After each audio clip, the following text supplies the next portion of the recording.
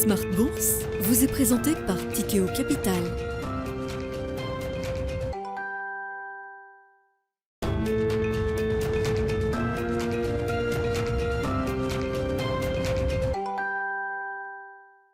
C'est reparti pour Smart Bourse, votre double dose quotidienne de marché en direct sur Bismart chaque jour à la mi-journée, 12h30, 13h et en fin d'après-midi la grande édition pendant 1 heure à partir de 17h en direct, rediffusée à 20h sur Bismart TV, émission que vous retrouvez en replay chaque jour sur bismart.fr et en podcast sur l'ensemble de vos plateformes. Au sommaire de cette édition ce soir, les premiers résultats des grandes valeurs technologiques à la une bien sûr, avec des sanctions lourdes pour Microsoft et Alphabet Google entre autres. Des titres qui ont perdu jusqu'à plus de 7% à l'ouverture du marché américain tout à l'heure. Nous suivrons ce soir après la clôture de Wall Street les résultats de Meta, ex-Facebook, qui a déjà déçu Facebook depuis 1 an maintenant. Ce sera intéressant de suivre évidemment la publication de Meta et la réaction de marché après les réactions négatives qu'on a pu observer, je le disais, sur Alphabet, Microsoft, mais également dans la hard tech avec Texas Instruments qui a délivré un message un peu moins optimiste, on va le dire comme ça. La sanction est négative également pour le titre Texas Instruments, et puis on notera à Paris et dans la tech européenne, là aussi le titre Dassault Systèmes dans la partie soft logiciel qui est sanctionné après la publication de ses résultats. Quel est le problème? Quels sont les problèmes avec les grandes valeurs technologiques aujourd'hui? Nous y reviendrons bien sûr avec nos invités de Planète Marché dans quelques instants. Du côté des changes, on notera de manière anecdotique l'euro qui revient à la parité contre le dollar, à 1 dollar contre euro aujourd'hui. On avait franchement cassé ce niveau de la parité fin août. On revient donc sur ce niveau-là aujourd'hui à la faveur d'une petite détente du dollar qu'on observe depuis quelques heures, quelques jours et qui semble matérialiser l'espoir à nouveau d'un pivot de la réserve fédérale américaine, d'autant qu'on a vu la Banque du Canada qui aujourd'hui a choisi de monter ses taux non pas de 75 mais de seulement 50 points de base. Sans doute que la Fed devra encore délivrer une hausse de 75 points de base la semaine prochaine pour son meeting de novembre, mais l'idée est peut-être que pour le meeting du mois de décembre, la Fed pourra redescendre d'un cran en matière de quantum de hausse de taux pour revenir à un rythme de 50 qui reste quand même dans une perspective historique. 50 points de base reste quand même un mouvement très important en termes de hausse de taux, et tout ça soutient évidemment le marché. On voit les marchés actions qui progressent à nouveau en Europe aujourd'hui. Le Dow Jones est en hausse également sur le marché américain malgré la forte baisse des grandes valeurs technologiques. Situation de marché très intéressante à observer. Et puis dans le dernier quart d'heure de Smart Bourse, nous allons poursuivre notre fil rouge autour de la FinTech dans le sillage des trophées de l'innovation organisés par la Banque Postale Asset Management et sa filiale Tocqueville Finance. Ces trophées se déroulaient la semaine dernière et nous recevons cette semaine les 4 lauréats. Ce soir, c'est la FinTech WeatherTrade Net qui sera avec nous et sa présidente fondatrice Elena Maximovic que nous retrouverons au plateau à partir de 17h45.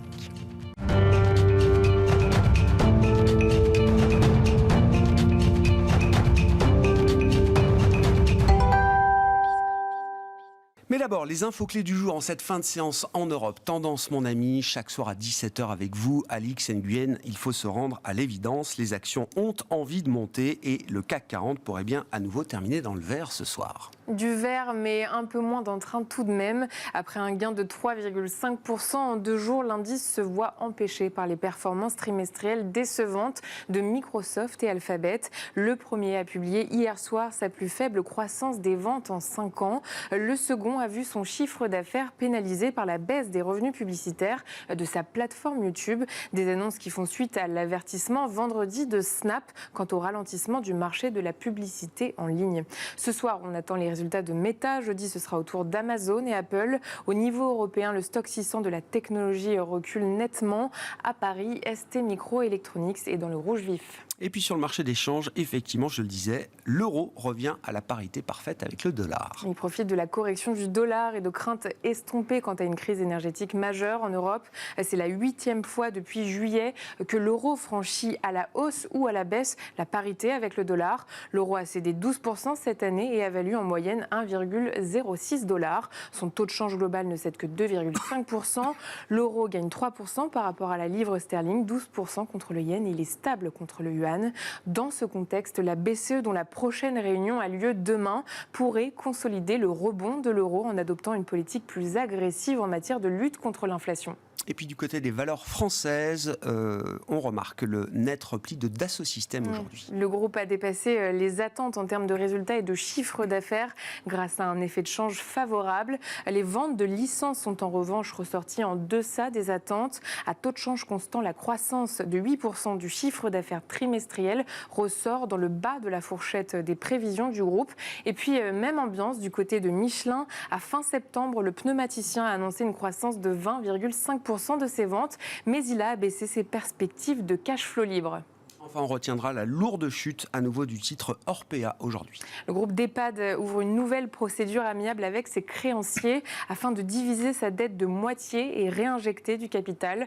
Son cours suspendu depuis lundi a plongé de 45% aujourd'hui à l'ouverture et dévissé encore de 35% ce matin. La Caisse des dépôts et de nouveaux actionnaires pourraient entrer dans le jeu. Tendance, mon ami, chaque soir à 17h en direct avec Alix Nguyen dans Smart Bourse sur Bismart.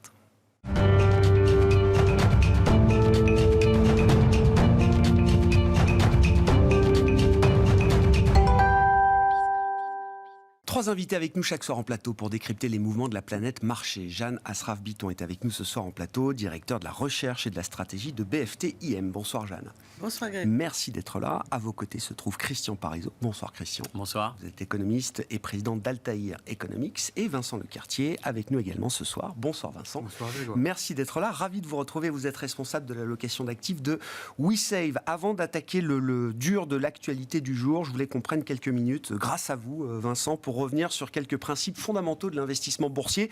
C'est toujours le bon moment de le faire. Il n'y a pas d'occasion particulière aujourd'hui, mais vous m'avez envoyé un tableau qui est très très éclairant effectivement sur la nécessité de toujours rester au moins un peu investi dans les marchés boursiers. Je voulais qu'on prenne quelques minutes. Alors, on affiche effectivement ce tableau. Quelques minutes pour nous expliquer ce que ce tableau veut dire et quels sont les enseignements qu'il faut en retirer quand on est investisseur boursier ou qu'on a l'envie d'être investi en bourse, Vincent. Je pense que ce sont des mécanismes que tous les professionnels connaissent. Je ne suis pas sûr que les particuliers aient conscience de la morale de ce tableau, Vincent. Qu'est-ce qu'il faut comprendre dans ce tableau?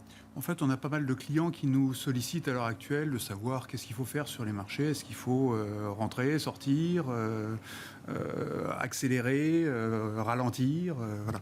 Donc, je me suis amusé à refaire un petit tableau donc, qui calcule depuis 1999 jusqu'à 2021 inclus, ce qui veut dire 5800 séances approximativement de bourse. Plus de 20 ans de bourse, 5800 voilà. séances. Voilà. Donc savoir qu'est-ce qui se passe en termes de rendement moyen. Donc vous avez là les performances. Donc comme vous voyez, on a un petit 10% sur le Standard & Poor's.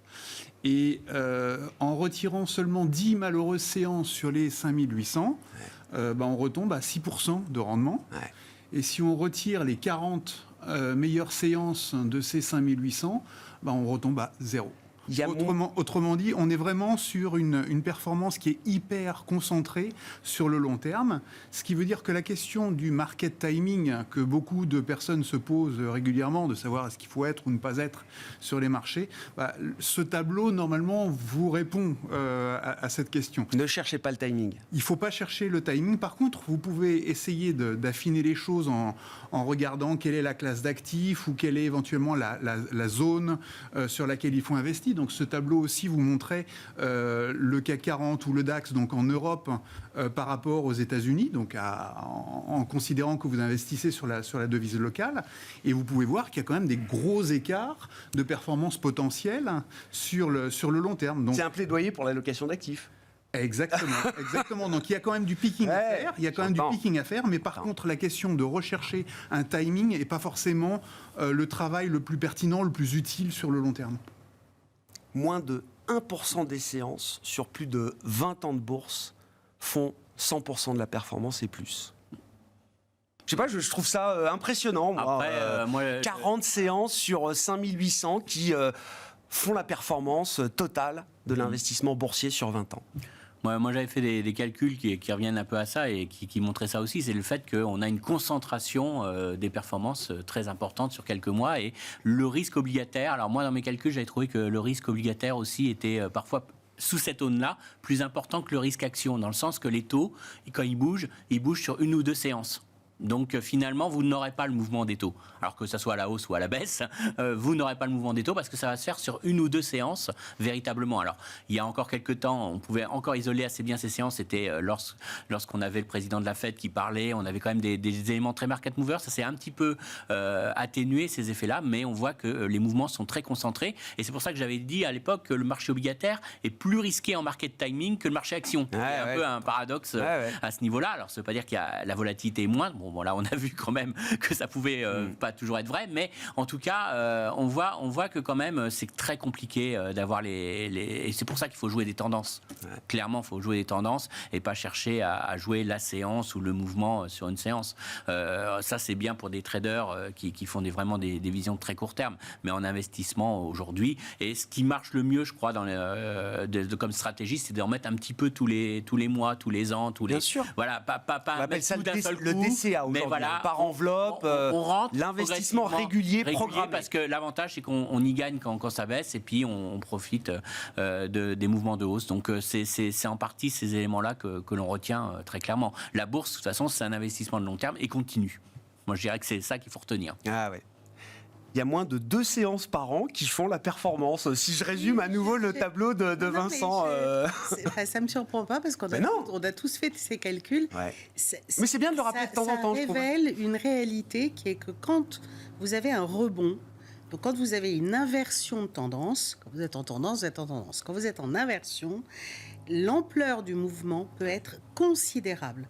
Donc 40 séances, ça semble très peu sur un grand nombre, sauf que si ça marque les retournements qui sont beaucoup plus rares que la tendance, en fait, ça vous enlève l'essentiel. Les retournements sont d'une violence et peut-être plus encore sur les périodes récentes. Moi, j'avais fait l'exercice sur les périodes antérieures, c'était un peu moins marqué que ça. Depuis 99, à partir des années 2000, c'est encore un peu plus marqué, mais oui, bien sûr. Donc, ça plaide pour le fait de ne pas tenter de trouver le bon moment. Voilà, oui. Dans ces 40 séances, je ne sais pas, un exemple récent, c'est peut-être la séance de novembre 2020 avec l'annonce des vaccins, par exemple. C'est exactement ça. C'est la séance qu'il ne faut pas rater et qui déclenche le rallye jusqu'au pic de novembre 2021. C'est ça, c'est exactement ce type de moment. C'est exactement ça. Imprévisible. Et pour lesquels il faut toujours être prêt d'une certaine manière. Si vous avez demain une annonce de paix entre la Russie et l'Ukraine, je suis persuadé que vous avez une des 40 séances qui apparaît. Et surtout sur les marchés européens. Et la découverte d'un vaccin chinois efficace, ça peut être aussi le genre de chose. L'autre graphique magnifique qui complète d'ailleurs celui-là, c'est l'idée que, évidemment, donc, investissement continu en action, plus vous restez investi, plus vos chances de gain augmentent. Tant et si bien qu'au bout de 20 ou 25 ans, votre risque de perte est quasiment limité à zéro sur l'investissement. Il faut faire un tout petit bémol là-dessus, parce que quand même, selon les périodes, il faut calculer un risque de gain ou de perte réel. Donc normalement, il faudrait quand même corriger de l'inflation. Oui. Il n'y en a pas eu pendant 10 ans. Alors maintenant, on va réfléchir en réel. Voilà, parce qu'il y a des périodes où quand vous rentrez au mauvais moment, vous mettez longtemps. On peut mettre 10 ans. 10 ou 15 ans. Absolument. Bien sûr. Donc, depuis les années 85... Le timing n'est pas complètement inutile. Non, mais le timing des grandes tendances n'est pas inutile. Mais voilà. Oui, mais on va apprendre à recalculer le rendement en réel avec l'inflation désormais, ce qu'on n'a pas fait pendant 10 ou 15 ans. Il faut rappeler, la bourse nous protège de l'inflation quand même. Globalement, il faut le rappeler ça. Puisque les entreprises... Faut pas l'oublier, les entreprises, c'est elles qui font les hausses de prix. Mais on le voit avec des entreprises de consommation, Kraft aujourd'hui, Chipotle dans la restauration, les prix ça passe. Oui, on est même sur des hausses de prix à 19%, pour certains 15-20%. Donc pour l'instant ça passe, on va dire. Ça passe pour l'instant parce que pour l'instant les coûts salariaux ne sont pas encore pleinement répercutés sur les marges. Mais en tout cas, c'est quand même ce qui tient. Mais ça protège quand même parce que dans le sens que si le chiffre d'affaires prend 20%, derrière si on maintient les marges, on va avoir les profits qui vont monter. Donc ça protège quand même. Et il ne faut pas oublier que c'est quand même les entreprises qui font l'inflation. Donc c'est quand même cet élément-là qui est à prendre en compte. Une fois qu'on a dit ça, quel est le problème avec la big tech américaine, Christian ? Changement de monde, peut-être. Je pense que c'est une crise de maturité déjà. Premier élément que l'on observe, c'est-à-dire qu'il faut bien comprendre que jusqu'à maintenant, on avait le sentiment que les grosses sociétés comme Facebook, comme Google, n'étaient pas sensibles à la conjoncture. Et c'est vrai que on l'avait vu avec le Covid qui est passé, c'était les grands gagnants, ils étaient complètement insensibles. Mais il y avait un élément qui jouait pour beaucoup, c'est que pour certaines sociétés, elles vivaient très clairement des recettes publicitaires. Et donc, ce qui a bénéficié, c'est le fait qu'on était parti de zéro. C'était un tout petit poids dans les dépenses publicitaires. Et puis, pendant des années, les annonceurs ont augmenté cette part des dépenses publicitaires sur le numérique. Et donc, du coup, il pouvait y avoir une conjoncture défavorable, une baisse du marché publicitaire de 5%, mais la publicité sur le numérique continuait de croître. Quand vous avez atteint un certain niveau de maturité, vous redevenez sensible au cycle économique. Et ça, c'est quand même un premier élément qui est rappelé à travers ces résultats.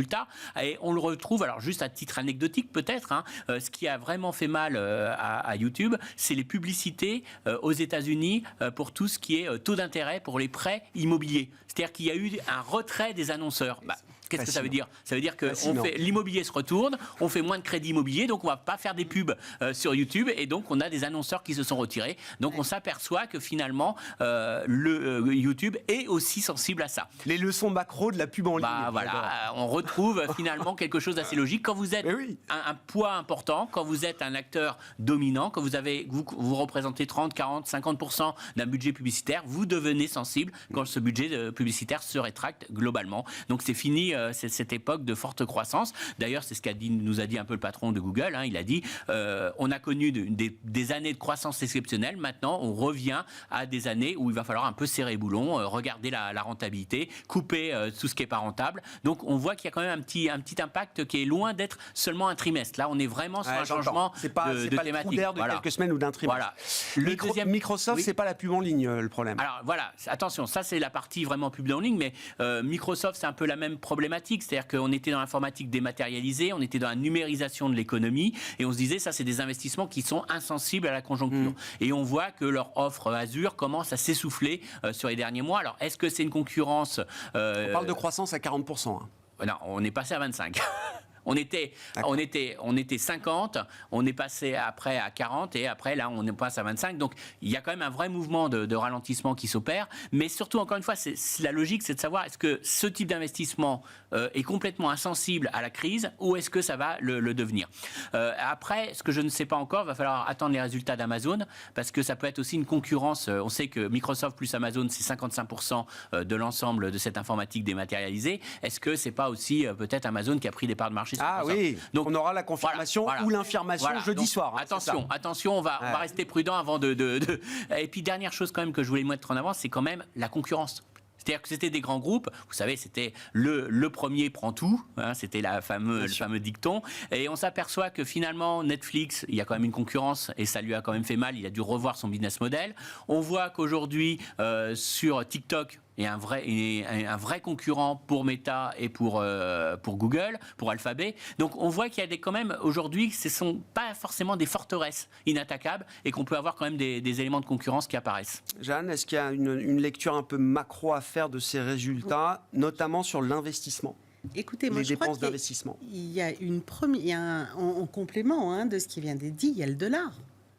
On ne peut pas ignorer que le dollar s'est apprécié d'une façon dramatique. Donc ça impacte sans aucun doute non seulement le montant des ventes exprimées en dollars, mais ça impacte la compétitivité des entreprises. Donc là, c'est, on va dire, l'impact direct du resserrement monétaire sur le dollar qui freine l'activité des entreprises, plus le fait que, comme on le disait, par l'intermédiaire du marché immobilier, mais aussi en direct, on le voit bien, nos grands indicateurs sur l'activité américaine et mondiale nous montrent au mieux qu'on est en stagnation, voire qu'on est en récession dans plusieurs parties du monde.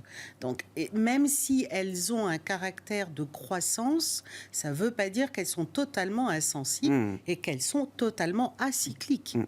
Je ne crois pas qu'elle l'ait jamais été Totalement. Mais là, il se trouve qu'avec le double effet du dollar en plus, c'est presque normal. Ouais.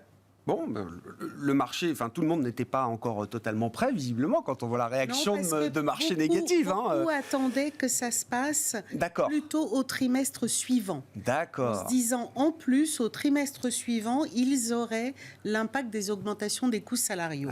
Donc, se conjuguerait suffisamment d'éléments. Je pense que personne n'attendait la baisse des revenus publicitaires. Dès ce troisième trimestre. Non, je pense que ça, c'était pas en place. Vincent, vos commentaires, votre lecture de ces premiers résultats des GAFAM. Il y aura Meta ce soir et puis donc après-demain Amazon et Apple.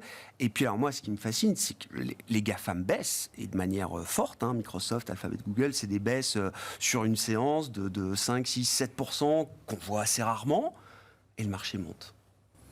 Alors pour compléter, moi aussi, une petite chose, je pense qu'on est aussi dans une ère post-Covid. Le Covid a quand même énormément accéléré à la fois le côté matériel, informatique, téléphonie, etc., et toute la partie logicielle qui accompagne. La pub, si vous étiez confiné chez vous, ça n'avait aucun intérêt d'en faire en extérieur, donc vous avez tout rapatrié sur la partie informatique. Donc pour moi, il y a eu une phase d'accélération du cycle de la partie techno qui s'est produit avec la Covid, et on est en train de renormaliser un petit peu cette chose-là. Et ça vient se combiner en plus avec un tassement économique. Donc effectivement, il y a un double côté cyclique qui est en train d'apparaître. Donc pour moi, les mauvaises nouvelles qu'on a à l'heure actuelle sur les GAFAM, pour moi, c'est pas une grande surprise. Il y a la maturité structurelle et puis le mini-cycle Covid qu'il faut en plus corriger. Pour ce qui est du comportement des GAFAM et du marché et des technos, moi, ce que je constate, c'est que les technos non rentables sont en train de nouveau de monter. Je constate que les cryptos, l'Ether, Bitcoin, etc., sont en train de remonter très violemment depuis 2-3 jours. Qu'on a une inflexion, à l'évidence, le marché en tout cas rentre dans cette hypothèse d'une inflexion, d'un pivot de la Fed qui est en train de se mettre en place. Donc c'est ça qui se joue là, derrière ce qu'on observe. Et pour moi, c'est en train de déclencher des tas de choses sur tous les actifs, c'est en train de bouger sur les marchés obligataires, c'est en train de bouger sur les actions non rentables, ou les valeurs de croissance qui, de nouveau, ont moins la pression du dénominateur de taux d'intérêt élevés. C'est en train de jouer sur le dollar. C'est en train de... Pour moi, la plupart des mouvements qu'on est en train d'observer peuvent se ramener à ce facteur habituel qui est celui de l'hypothèse d'un pivot. Alors, est-ce qu'il va avoir lieu ou pas? Ça, c'est la grande question. Est-ce qu'on rejoue effectivement la séance de cet été où on a eu un faux départ? Voilà, c'est la grande question. Moi, mon hypothèse, c'est que ça n'est pas l'été, qu'on est en train de basculer vers quelque chose de plus consistant. Après un faux départ, cette fois, c'est peut-être le bon moment de faire renaître l'idée du pivot. Je crois qu'on a déjà beaucoup plus de hausses de taux qui ont été passées par les banques centrales, qu'on a beaucoup plus de facteurs de ralentissement économique qui se sont déjà matérialisés, qu'on a les matières premières, le fret, l'immobilier, énormément de baisses de prix qui se matérialisent déjà.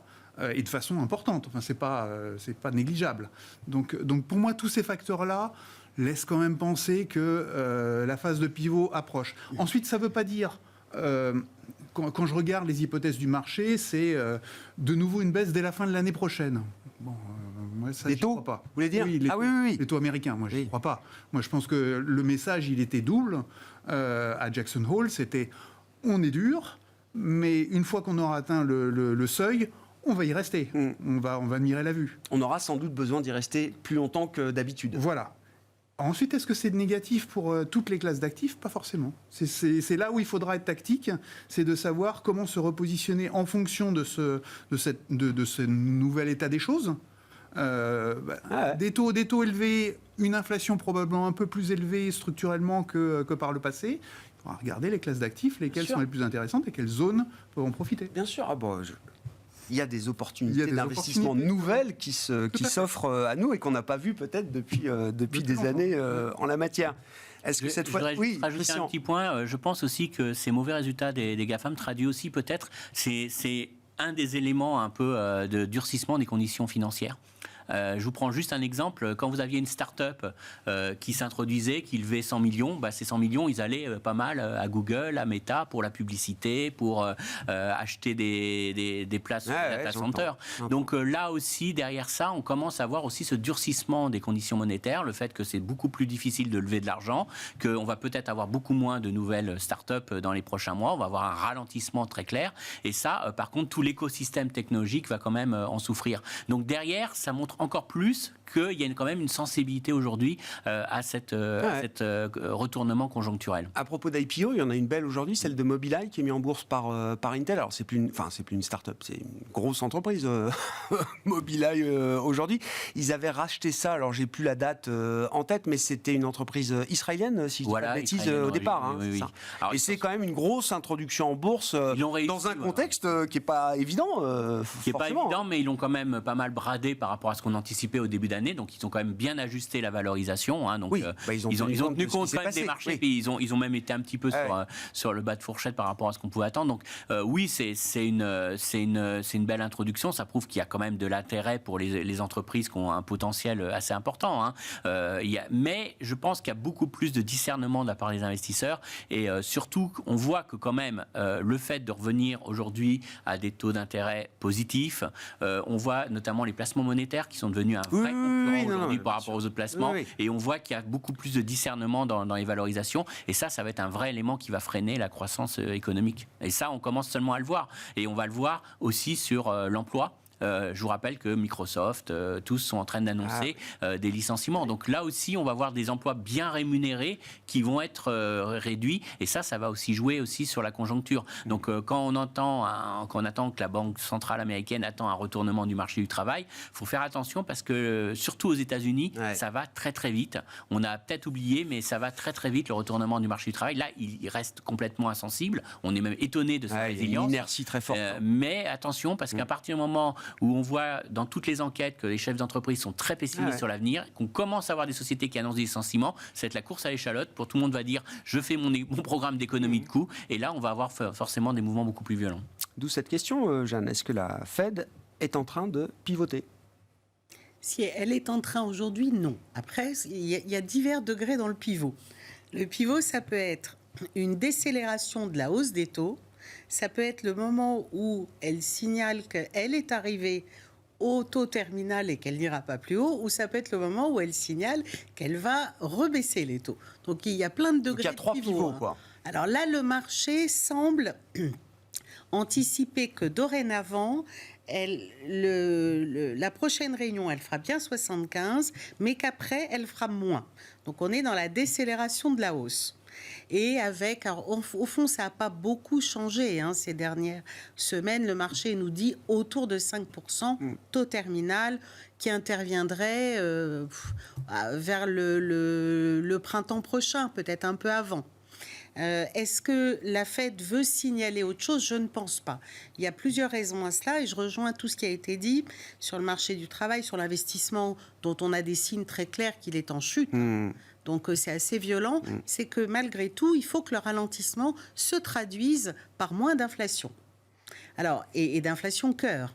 Et donc derrière, il y a toutes les problématiques de hausse de salaire qui sont en train... Il y a des inerties également à ce niveau-là. Peut-être un peu plus fortes d'ailleurs en Europe qu'aux États-Unis, mais en tout cas, donc il faut un peu de temps pour que ça se matérialise. Et en général, effectivement, la Fed regarde si soit il y a une vraie trajectoire vers une inflation à 3, on en est loin. Elle a aussi, on a pu voir qu'elle changeait de politique monétaire quand les profits des entreprises étaient en baisse. Pas en moindre croissance, mais en baisse marquée. Là, en général, historiquement, elle a marqué un retournement. Je ne pense pas qu'on y est, mais on n'a pas l'impression, alors on verra s'il y a des surprises en termes d'inflation, on n'a pas l'impression que cette trajectoire qui est pricée aujourd'hui par le marché soit déraisonnable. Elle va comprends. peut-être aller... Il y a enfin un peu de visibilité sur les prochains mois et le taux d'arrivée Moi, j'ai l'impression de la Fed. que c'est même le cas depuis quelques semaines, ce qui n'est pas Oui. le cas en Europe. Non. C'est beaucoup plus compliqué en Europe. Ouais. D'ailleurs, en fait, c'est vrai que les taux ont monté, les taux américains. On est monté à 4,30, ça redescend à 4. Mais au final... quand vous regardez les forwards, donc les anticipations de marché, elles ne bougent pas de façon incroyable. En Europe, c'est quand même beaucoup plus violent. Ouais. Donc, je pense qu'il y a des incertitudes assez importantes qui sont avant tout liées à la sensibilité de l'énergie. Oui, et puis il faut le dire aussi, de ce que je comprends des retours d'investisseurs que je peux avoir, la Fed est quand même beaucoup plus transparente dans... C'était l'expression qu'employait une gérante à midi, elle a des KPI, c'est-à-dire elle a des indicateurs clés qu'elle a livrés au marché, c'est-à-dire qu'elle veut un taux réel entre 1 et 1,50, on y est. Elle veut sur le marché du travail un rapport entre les ouvertures de postes et les demandeurs d'emploi qui soit autour de 1. On est encore sans doute trop proche de 2 pour que ce soit le moment de pivoter. Mais tous ces éléments-là, elle les donne au marché. Elle est très claire, mais en plus... Elle dispose, et c'est paradoxal parce qu'en Europe, on a de très bons statisticiens, mais elle navigue pas à vue. En Europe, on navigue à vue. Le principal indicateur aujourd'hui qui est en risque de boucle sont les salaires. Regardez quelle est l'image. On a une image à fin juin. Dans certains pays, fin juillet, c'est tout. Aux États-Unis, on a des indicateurs à fin septembre. Donc, l'Europe... Non seulement, comme vous dites, et je pense que c'est ce qui lui permet d'être plus réactive. Bien sûr, bien sûr. On suit les évolutions. En fait, même mieux que ça, les inscriptions hebdomadaires au chômage, qui est un des indicateurs les plus intéressants sur le marché du travail américain, c'est hebdomadaire. Donc là, vous avez les niveaux de la semaine passée. Voilà. Vincent, vous disiez tout à l'heure, effectivement, on part comme l'histoire de l'été, mais la fin de cette histoire peut être un peu différente. Ça veut dire que c'est déjà le moment de revenir sur des thématiques d'investissement avec l'idée que la Fed arrive au bout de son resserrement monétaire, qu'on est peut-être dans le réglage final de la politique monétaire américaine ? Oui, je pense. On a eu des interventions sur l'échange de la part du Japon, probablement de la part de la Chine. On a eu une crise très importante en Angleterre. C'est des facteurs que, même si vous êtes la Fed et que vous vous occupez du nombril américain, vous ne pouvez pas complètement les négliger.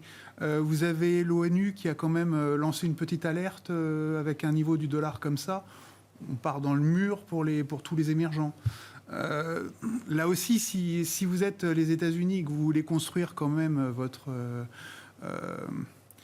votre puissance sur le long terme, la maintenir, qu'elle ne soit pas mise en concurrence par la Chine, etc., vous avez quand même intérêt globalement à ce que tous ces petits pays, par rapport à vous, se portent pas si mal sur le long terme et ne viennent pas avoir une dent à votre encontre, parce que vous aurez été nombriliste. Donc je pense qu'il y a quand même à un moment une préoccupation extérieure qui finit aussi par s'imposer. Donc la Fed ne le dira pas, évidemment, mais je pense qu'il y a aussi de ça. Et en plus, on a eu la chance d'avoir, au bout du compte, un remplaçant de Mme Truss qui est quand même plutôt market-friendly. En Italie, le nouveau gouvernement, il est là aussi plutôt bien perçu finalement, puisque les premiers gestes... Il ne part pas au clash dès le premier jour. Voilà. Donc à ce stade, ça veut dire aussi que certains des risques un peu extrêmes qu'on pouvait avoir en Europe, par exemple, sont en train de se détendre. Ça, c'est un petit peu d'apaisement aussi sur l'euro-dollar. Donc pour la BCE, c'est plutôt une bonne nouvelle. Pour un certain nombre de pays émergents, là aussi, ça soulage un petit peu la charge de la dette. Donc moi, j'ai l'impression qu'à différents niveaux, on a bel et bien une inflexion qui est en train de se produire au niveau de la Fed, au niveau du dollar. Et quand vous avez ces deux facteurs-là qui sont en train de s'enclencher, mécaniquement, vous commencez à réfléchir sur vos classes d'actifs et vos allocations d'actifs, obligatoirement. Et donc on y réfléchit comment ? Donc la première réponse, c'est de se dire, est-ce que je vais sur les émergents, puisque dollar et inflexion, c'est une première réponse. Le problème, c'est qu'un tiers des émergents dans les indices, c'est la Chine. Et que la Chine, le message récent, on ne peut pas dire qu'il est vraiment donné envie d'y aller.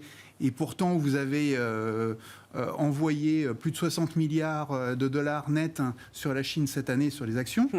Donc vous commencez à vous dire, est-ce que j'ai bien fait? Il y a encore eu 60 milliards d'inflows sur les actions chinoises cette année. Oui. Donc on est vraiment sur une énorme collecte chinoise. Donc est-ce que ça valait bien la peine?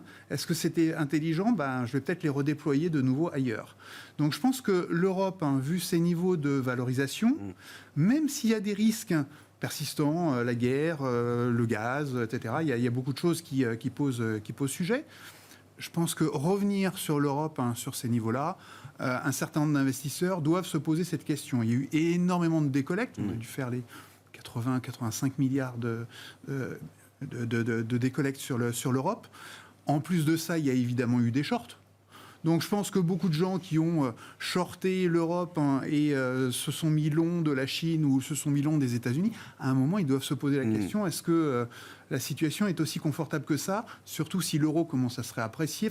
Il y a des choses qui demandent nécessairement un peu de réflexion. En calendrier, les hedge funds, pour beaucoup d'entre eux en tout cas, terminent leur agenda à fin novembre. Et non pas à fin décembre. Donc là aussi, ça veut dire que vous allez nettoyer vos pauses dans le mois et demi qui vient. Sur les marchés obligataires, l'alerte qu'on a eue en Angleterre, je pense qu'elle pose aussi un énorme sujet de que sont mes positions. Je vais peut-être là aussi faire un ménage rapide parce qu'il me reste grosso modo là aussi un mois pour faire ce travail de nettoyage. Donc je pense qu'à beaucoup de niveaux, il va y avoir un travail de réallocation qui va se mettre en place. Donc moi j'ai tendance à dire... récession, on va en avoir, pas forcément très profonde. Les technos, dans ce genre de schéma, baisse de taux et plutôt résilience malgré tout de leur activité. Moi, j'aime bien. Les États-Unis, c'est consensuel, mais je pense qu'ils vont s'en sortir, donc il faut rester investi là-bas. Les émergents, moi, je suis plutôt prudent. Par contre, j'ai tendance à dire que remettre un ticket sur l'Europe aujourd'hui est de nouveau intéressant. Ouais. Le DAX en particulier.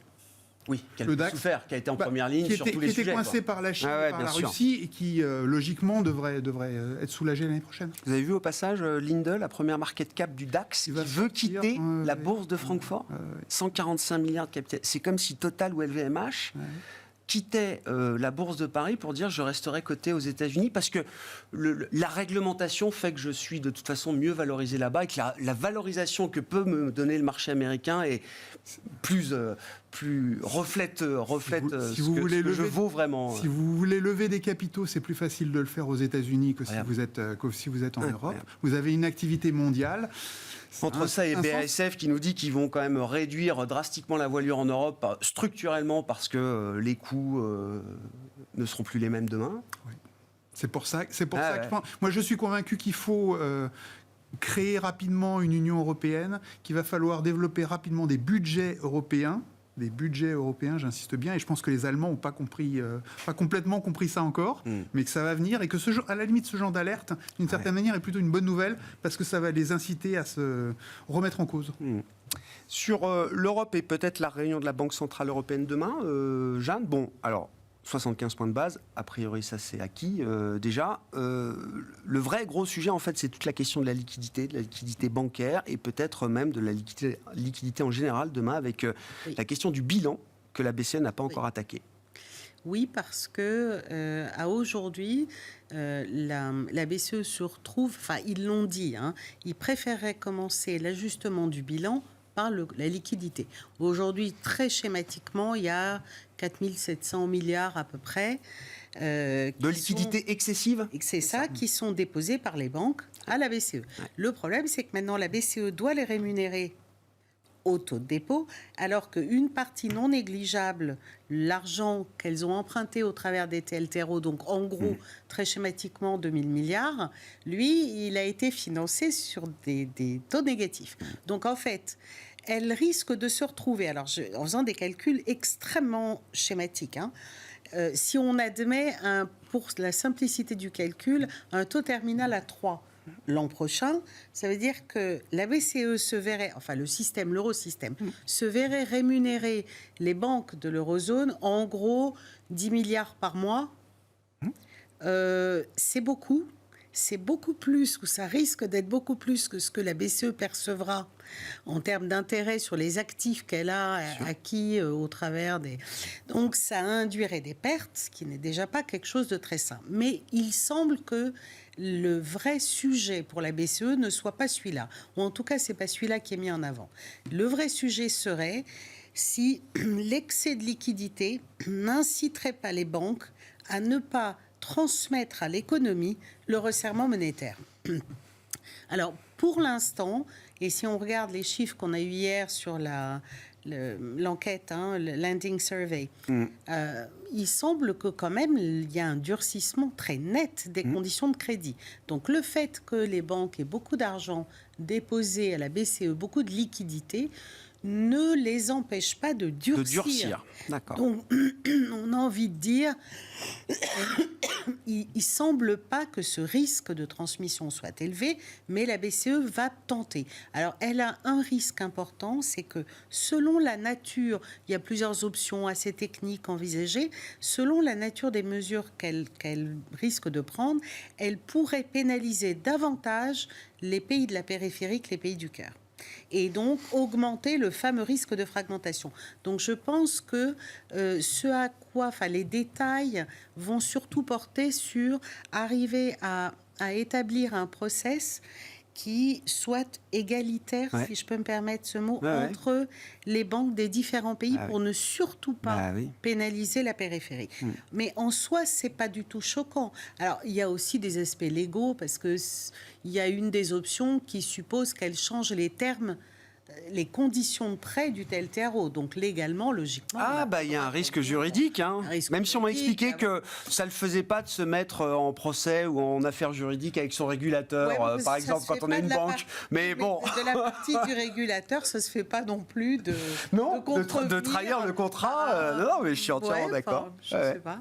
Donc, j'ai tendance à penser qu'ils vont tenter de diminuer ce... forme d'incitation. D'incitation pour que les banques remboursent une partie des fonds TLTRO. Il y a à peu près 1 milliard et quelques qui devraient être remboursés, qui arrivent à échéance en juin. Ouais, juin 23, c'est ça. D'accord. Et je pense que la BCE voudrait que ce remboursement soit anticipé. D'accord. Il faut les inciter à le faire.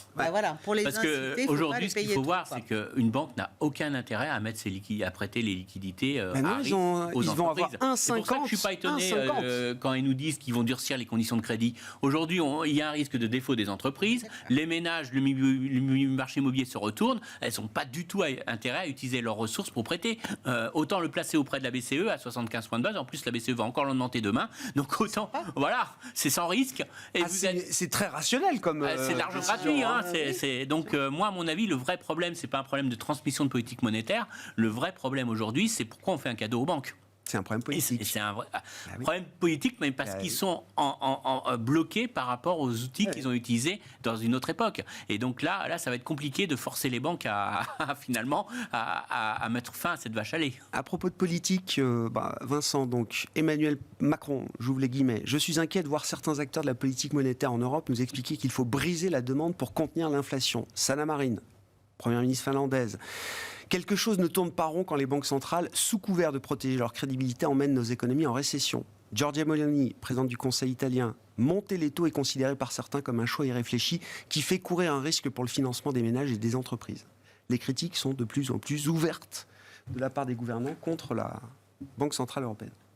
Je crois que la réponse, c'est de remonter de 2% à 3% les objectifs d'inflation et on aura à peu près plié la chose.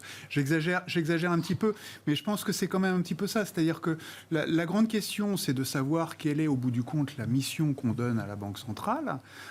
Jusque-là, c'était exclusivement, officiellement, la lutte contre l'inflation avec un objectif sur le long terme de 2%.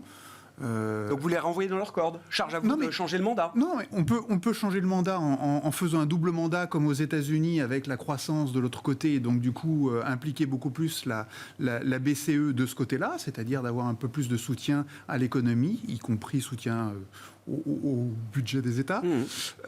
On peut avoir un niveau d'objectif d'inflation qui n'est pas forcément celui du passé, parce que là, le 2%, il correspondait à un autre temps.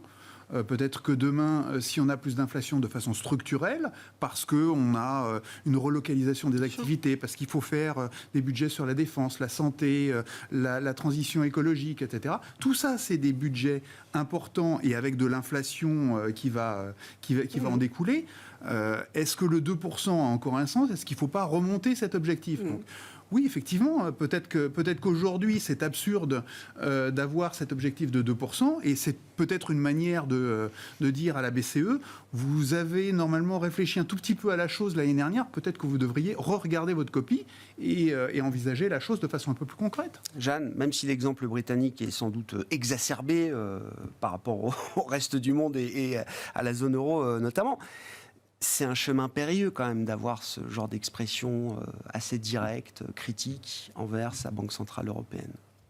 Oui, je pense que ça commence à refléter que le rapport de force va peut-être un petit peu changer parce que les banques centrales gagnaient de l'argent qu'elles reversaient au Trésor.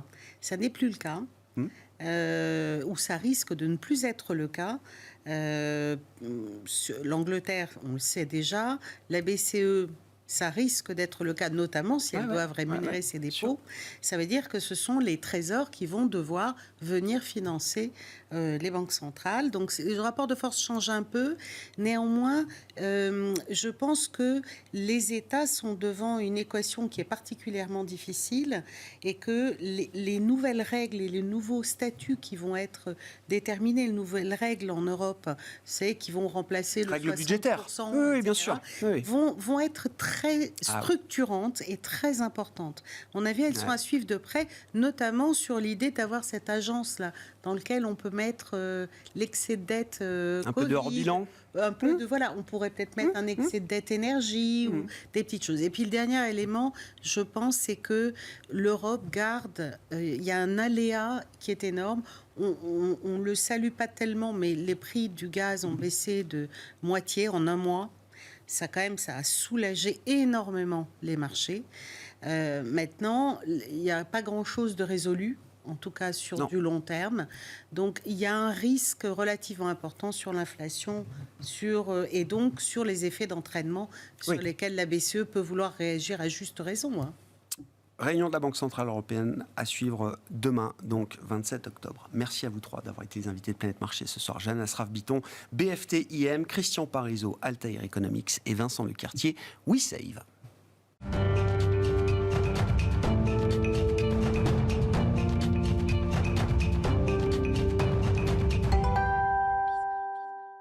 Et on poursuit dans ce dernier quart d'heure de Smart Bourse cette semaine notre fil rouge avec les fintech, les meilleurs fintech de l'année, dans le sillage des trophées de l'innovation qui étaient organisés la semaine dernière par la Banque Postale Asset Management et sa filiale de gestion d'actifs Tocqueville Finance. Bismart a été partenaire de l'événement et nous recevons donc tout au long de cette semaine les 4 lauréats de ces trophées de l'innovation dédiés au monde des fintech.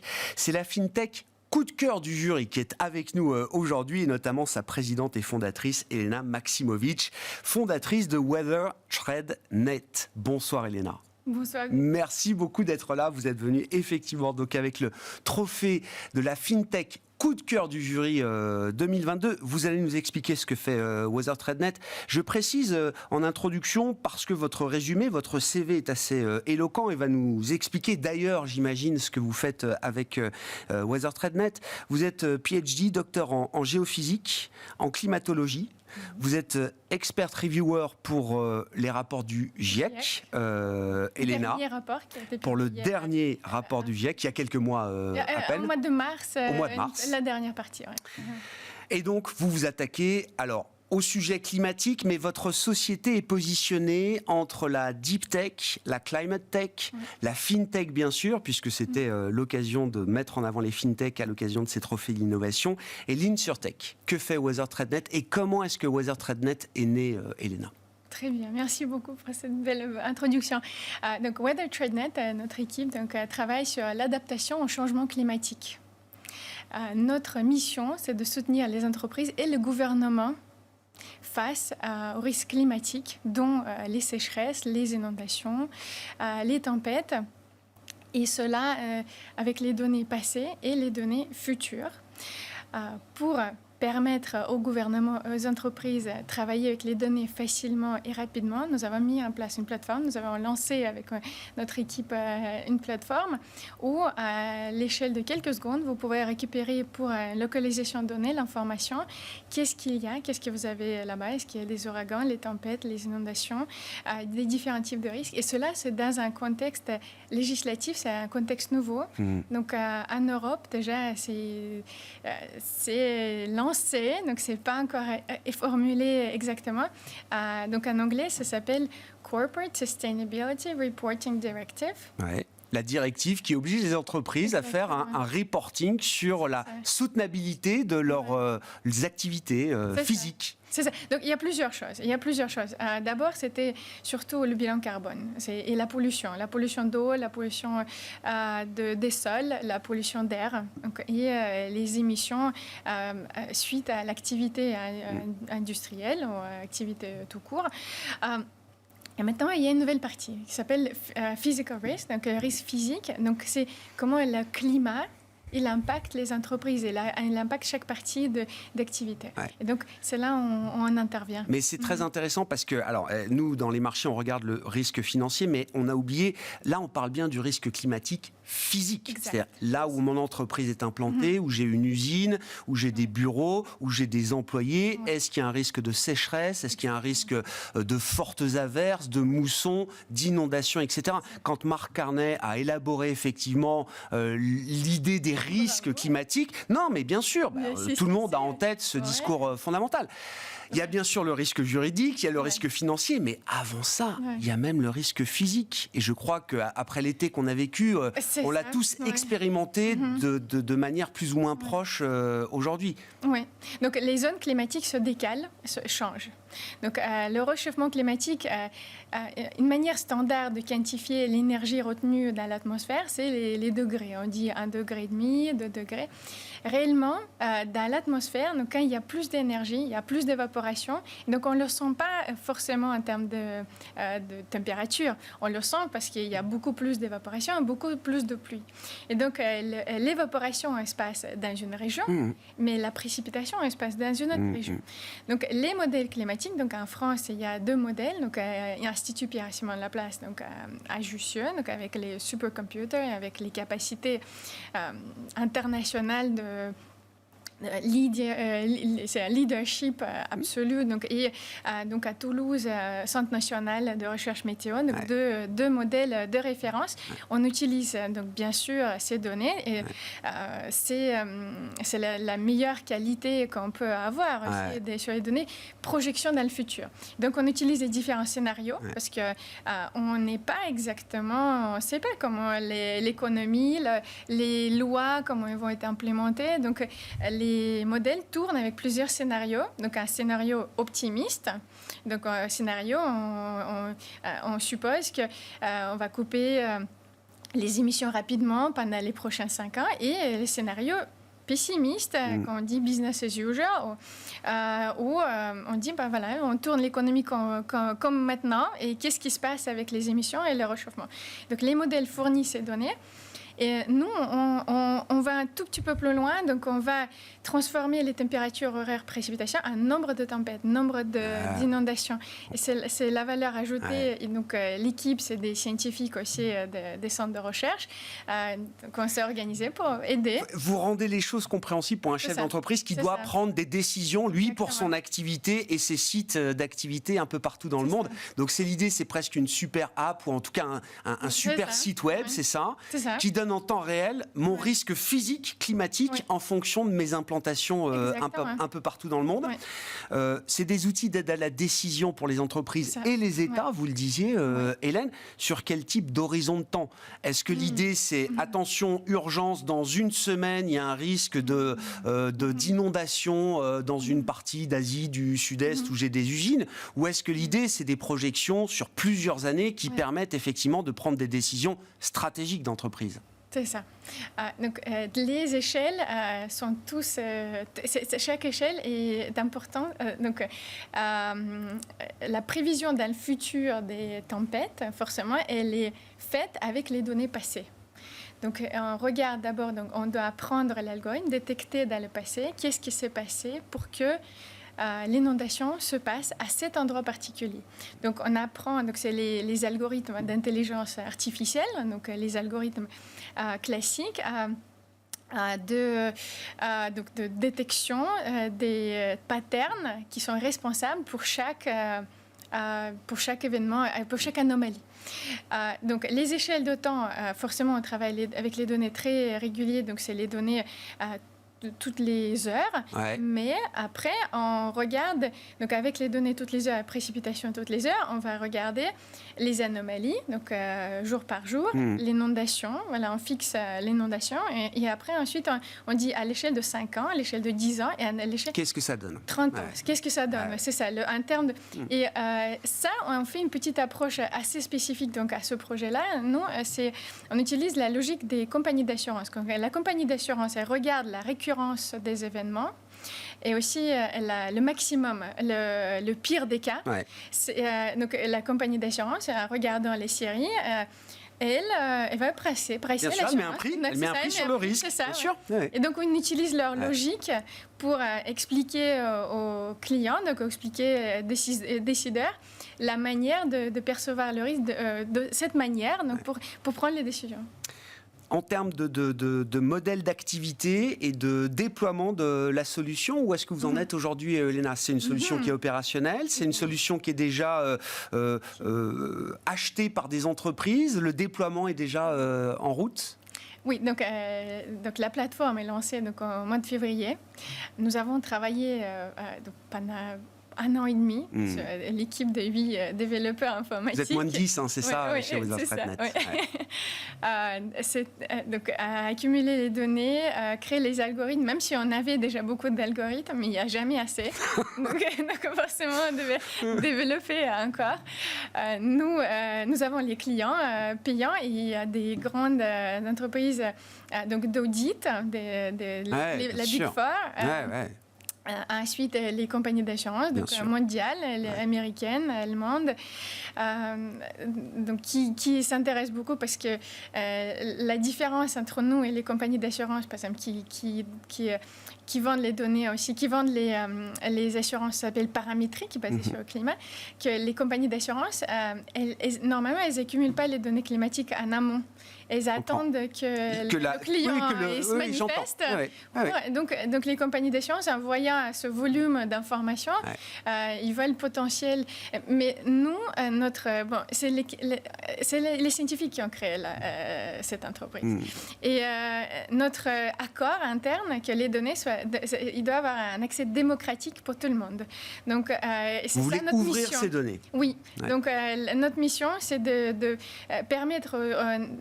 donc, c'est par exemple les bailleurs, les promoteurs, les promoteurs, les mairies, aussi les NGO, les associations, les ONG, les associations, qui puissent aussi utiliser, par exemple, Red Cross, qui est Croix-Rouge, qui puissent utiliser les données, non seulement les entreprises et les assureurs, parce que je ne m'inquiète pas beaucoup pour eux. Non, ils ont les moyens. Non, mais c'est bien. Ces données doivent être à disposition du plus grand nombre. Oui, c'est ça. Oui. Et maintenant, c'est possible. Donc, avec les moyens informatiques, maintenant, avec toutes les technologies, c'est possible. Merci beaucoup, Elena. Félicitations à vous et à toute l'équipe de WeatherTreadNet pour ce prix, ce trophée de l'innovation. Vous avez été le coup de cœur du jury 2022, un jury qui était composé d'une quinzaine de personnes dans le monde financier, dans le monde de l'entreprise, avec des profils très éclectiques. Et les organisateurs, je le rappelle, la Banque Postale Asset Management et Tocqueville Finance, pour cette cérémonie qui se déroulait le 20 octobre dernier. Elena Maximovic était avec nous en plateau, fondatrice de WeatherTreadNet.